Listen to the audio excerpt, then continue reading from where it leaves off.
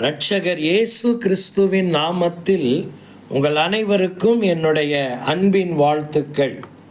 இந்த உலகத்தில் பல நேரங்களிலே நமக்கு நேரிடுகிற பிரச்சனைகளும் போராட்டங்களும் மனவேதனைகளும் இடுக்கண்களும் மன உளைச்சல்களும் நம்முடைய அன்பிலே தடுமாற்றத்தை ஏற்படுத்தத்தான் செய்கிறது.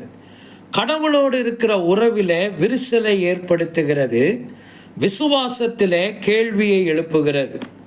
இதை நிரந்தரமான வீழ்ச்சிக்கு நாம் காரணமாக பயன்படுத்துவதற்கு சாத்தான் எப்பொழுதும் கவனமாக இருப்பான். இதில் நாம் எப்படி கவனமாக இருந்து நம்மை மீட்டெடுக்க வேண்டும் என்பதைத்தான் இன்றைக்கு நாம் கவனிக்க போகிறோம். மார்க் எழுதின நற்செய்தி நூல் 5ஆம் அதிகாரம் 21வது வசனத்திலிருந்து கடைசி வசனம் வரைக்கும் உள்ள வேத பகுதியிலே யவீரு என்கிற ஜெப ஆலய தலைவரில் ஒருவர் தன்னுடைய 12 வயது மகள் மரண அவஸ்தையாய் இருக்கிறாள் என்றும் அவளை இயேசு வந்து சுகமாக்க வேண்டும் என்றும் கேட்டுக்கொண்டதை நீங்கள் அந்த பகுதியிலே வாசிக்கலாம். 23வது வசனத்தில் அவருடைய வேண்டுதலை நீங்கள் வாசிக்கலாம்.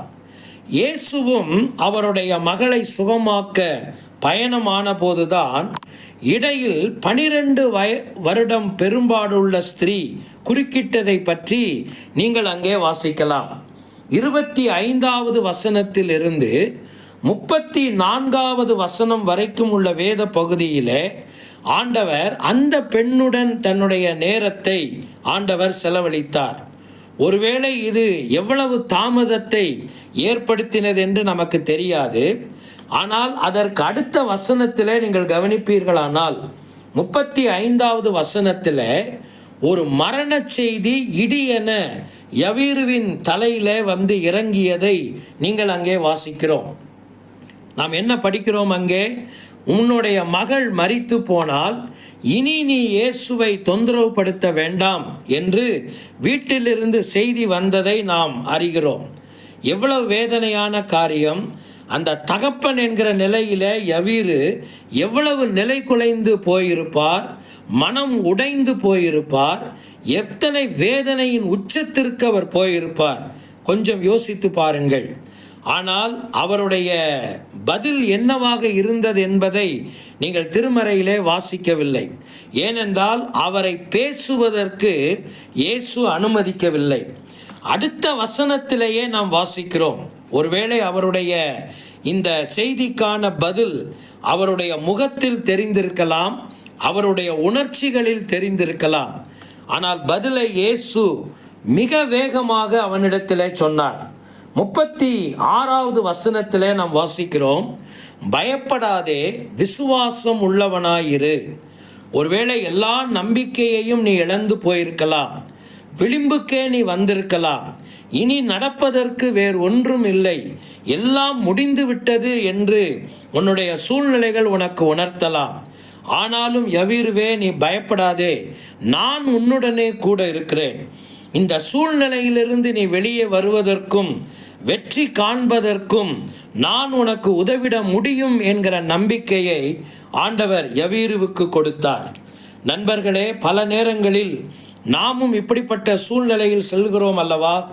இப்பொழுது இந்த தியானத்தை கேட்கும்போது கூட இப்படி பல நம்பிக்கையற்ற சூழ்நிலைகளிலே நீங்கள் வாழ்ந்து கொண்டிருக்கலாம். உங்களுடைய நம்பிக்கையின் விளிம்புக்கே நீங்கள் போயிருக்கலாம். இனி நடக்கப் போவது ஒன்றுமே இல்லை, இனி எல்லாம் முடிந்தது என்று கூட நீங்கள் நினைக்கலாம். சோர்ந்து போகாதிருங்கள். உயிர்த்தெழுந்த இரட்சகர் நம்முடைய வாழ்க்கை பயணத்தில் நம்முடன் கூட இருக்கிறார். இப்பொழுது நீங்கள் பயணிக்கிற இந்த எல்லா சூழ்நிலையிலும் அவர் உங்களுடன் கூட இருக்கிறார் என்பதை நீங்கள் மறந்துவிட வேண்டாம்.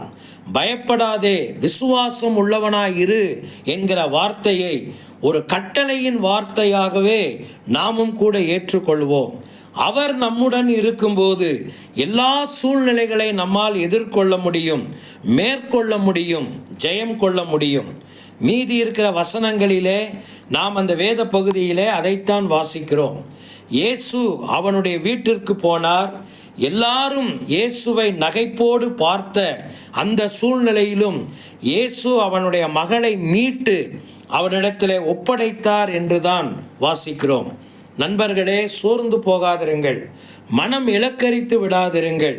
கர்த்தர் மேல் இருக்கிற உங்கள் விசுவாசத்தில் நிலை கொள்ளுங்கள். பயப்படாதே, விசுவாசம் உள்ளவனாய் இரு என்கிற வார்த்தையை உங்களுடைய மனதிலே உறக்க சொல்லுங்கள். இயேசு உங்களுடைய சூழ்நிலையின் மத்தியில் உங்களுடன் பயணிக்கிறார் என்கிற நம்பிக்கையை தொடர்ந்து ஏற்படுத்தி கொள்ளுங்கள்.